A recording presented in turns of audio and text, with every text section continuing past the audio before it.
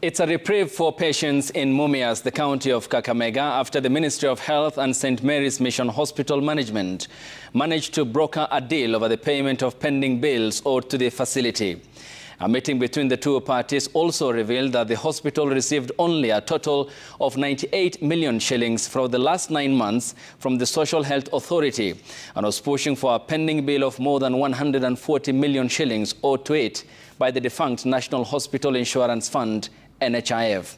The revelation puts to an end the recent political upheaval in which some local politicians blamed the Ministry of Health for the facility's troubles. Brenda Wanga with the details of that report. Nearly 3 weeks after the iconic St. Mary's Hospital in Mumias, Kakamega County, announced the cessation of operations due to severe cash flow problems, the facility could now reopen its doors to patients. This after brokering a deal with the Ministry of Health for payment of millions of shillings owed to the ministry by now defunct NHIF. So, St. Mary Hospital, from where we sit, has not been closed by SHA, has not been closed by the regulator, Kenya Medical Practitioners and Dentists Council. Their license is valid. Has not been closed by the Digital Health Agency that controls the system.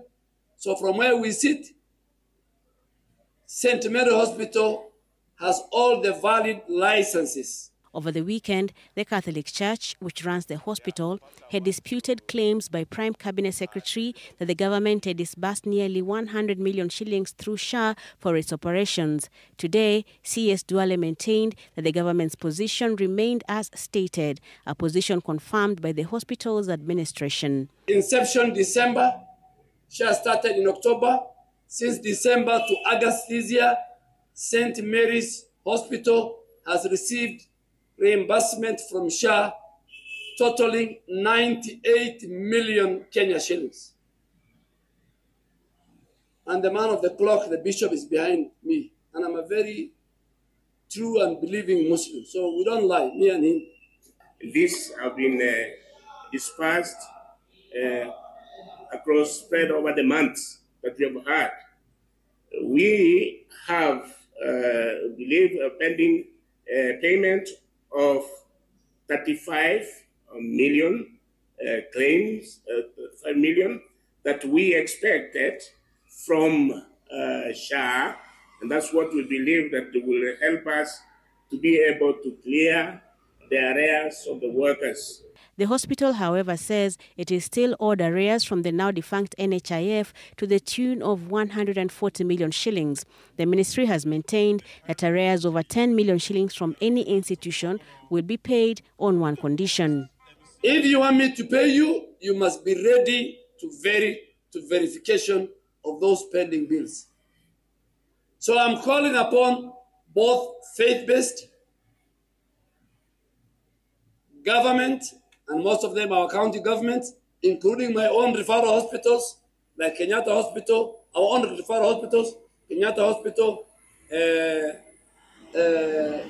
MTRH, Jaramogi, Oginga, Kenyatta University, Mathare, and faith-based and private.